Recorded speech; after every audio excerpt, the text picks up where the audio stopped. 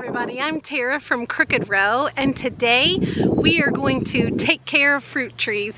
Sorry if there is wind, I apologize. If I could block it, I would. Today I'm going to try and tackle as many fruit trees as I can. I'm going to go ahead and prune. They are in desperate need of it, and then I am going to see if I have time to put dormant oil and copper fungicide on them. I like to do this too before the bees get out and start their, nipping on everything. So I'm going to go ahead and turn the camera around so that you can see the first few trees that we're dealing with. So here is our plum tree. Actually, this whole line of trees are plum trees. And really, so we did have some suckers grow up, and I like quite a few, especially right here and on the outside. And I'm gonna take those out, and then for the most part, I'm just going to like prune damaged things and, kind of try to keep it at least a little bit lowered, and then I'm just going to do that for the rest of them. You do want to go ahead and prune first before you do your dormant oil and your sometimes it's called all seasons oil or dormant oil. I think mine is called all seasons, and it's from Bonide, I believe, but it's organic. It's for organic gardening, but it helps all those pests that have overwintered in the bark and branches and all of that. It just kind of suffocates them out. And then of course the copper fungicide is like a must for us because we are such a humid climate.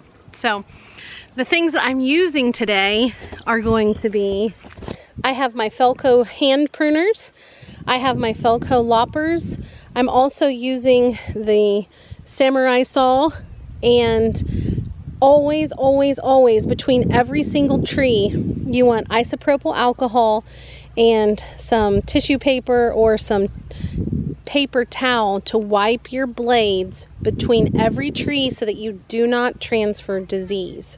If I get to finishing all my pruning, then I'll take you along with me as well today to go ahead and spray the trees as well. So let's get started.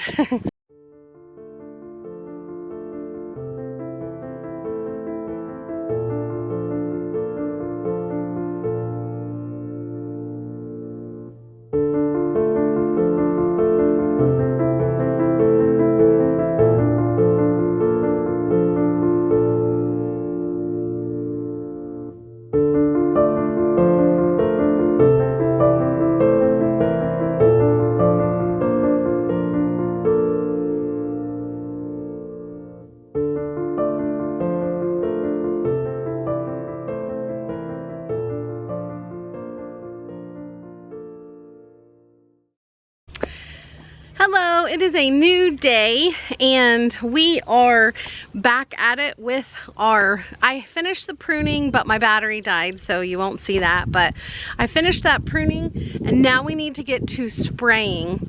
And while I spray, my husband Chris is going to fertilize. So we want to go through one tree and show you how we do this, and then we'll show you the rest. But I just want to be clear on how we fertilize and spray our trees. So I'm back here at the house, and we are using the all seasons horticultural and dormant oil. This is good for all kinds of things, so I got a big one. It is used for organic gardening. It says it on the label. And we're also going to be using copper spray, fungicide spray, and that is also from Bonide, and it is also for organic gardening. Now, I just have what looks like a Roundup sprayer. I mean, it actually is a Roundup sprayer, and I've got a little bit of water in there. And so I'm just gonna add, this is a 2-gallon sprayer, so I'm adding about 10 ounces of the all seasons horticultural spray. And then I'm going to add, this is a 16 flow ounce container, so I'm gonna add about half.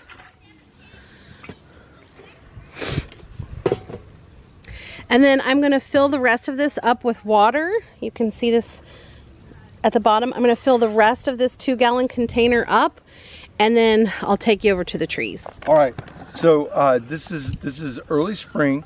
So we're going to add some fertilizers to our fruit trees here so that we can ensure some really good growth for the trees and hopefully be able to develop a good crop on it. So we're going to use the Espoma organic tree tone, and what you're supposed to do, you're supposed to have about 3 pounds of the fertilizer per inch of the tree. This tree here is about per inch of the tree trunk, right? Yes, correct. Per inch of the tree trunk. So we've got about a 2-inch tree trunk here. So we're going to add about 6 pounds to it, and 3 pounds is going to be about 1 cup.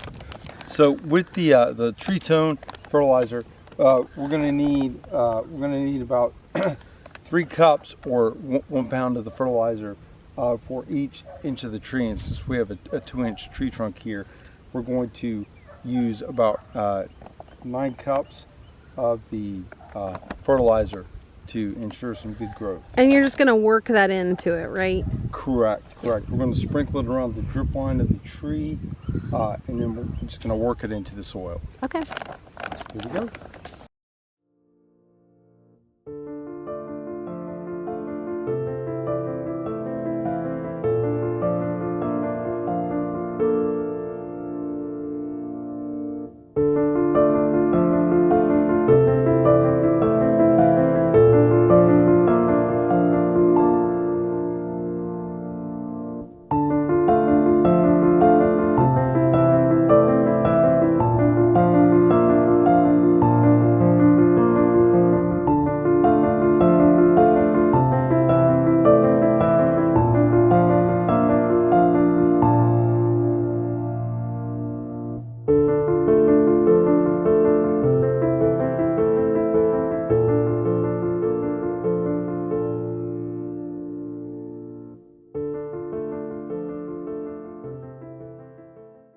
With the larger trees, we actually auger holes around, like large holes, and we put the fertilizer within it because remember, they are more difficult to get fertilizer to.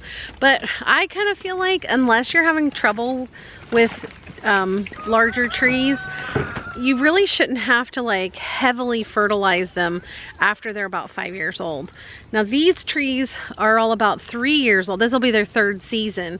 So we have about 2 more seasons of really babying them, and then we will go from there. So while Chris moves on to the next tree, I am gonna start spraying this tree.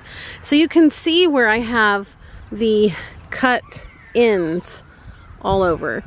And so I want to go ahead and spray this tree super well with the dormant oil and the copper fungicide. You can see that we actually have some damage, and gang, that is all from a squirrel. Even though we had the trunk covered, they just get in there anyway. And for some reason, they really picked on this tree. So the other plum trees seem to be okay, but so I'm gonna spray this really good, and we're gonna try to baby this tree pretty good and save it. So I am literally going to get every inch, like right down to the tips. I'm gonna get every inch. You wanna get in these like tight spaces here really well. I unfortunately am gonna have to move the most precious little bird's nest I've ever seen so that I can get in there. Otherwise, it could harbor pests in there. So I loved having it, loved the mama laying her eggs. It was little robin. She had beautiful little robin eggs in there. And I'm so glad that we can host the birds. I love that. I'm also, this tree, is sinking slightly. So Christopher went ahead and brought me some compost from our compost pile. And you don't want to go too high up your tree because you don't want to go past the bud union. So I'm just going to kind of sprinkle it and try to even it up a little and just get our trees nice and healthy. So here we go.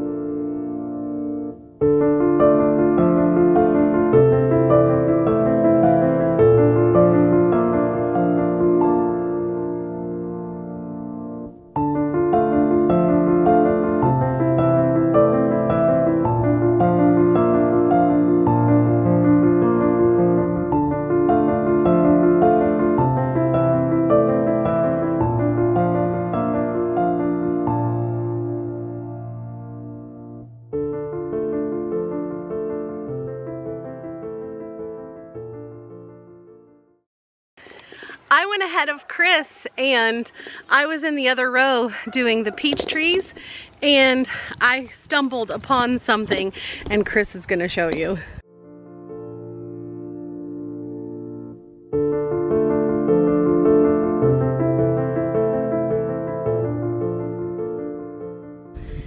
So I went ahead and right along the drip line, because those were a little further out, I went ahead and I dug holes all the way around with a shovel, and almost, I don't know if you can see it, let me zoom in. Almost every hole, I can see one over there, in almost every single hole, you have small, sometimes bigger roots that are almost exactly right where the drip line is. And so that's why the goal is to put the fertilizer like right on the outside. Like if this is the root, if you can see that, that's the root. You want your fertilizer to be seeping down right here. Now, you don't have to get down to your roots. I just wanted to show you kind of the goal, the point of doing this. A lot of people will fertilize right at the tree trunk, but you don't want roots only growing there. So you want the bulk of your fertilizer to be right at the edge of where all those roots are. And so I'll cover this back over, and then we'll use that line though to go ahead and all the way around this tree, we will go ahead and utilize that as the guide of where to fertilize. So the common rule is to utilize your drip lines, which again, I've already cut these, so, but I knew about where they were, which is why I could go ahead and shovel around them. That is why you want to utilize the drip line to place your fertilizer. Again, you don't have to make holes like I did, but make sure you have good loose soil and you're placing your fertilizer in the proper place. Okay, well, we finished. We do, let's see, 1, 2, 3, 4, 5, 6, and I think there's 11. So we did about 17 trees today, and that was our plums and our peaches. And we now have them dormant oiled, copper fungicided. Is that a word? Copper fungicided? Sprayed. Right, sure, sprayed. And we now have them fertilized.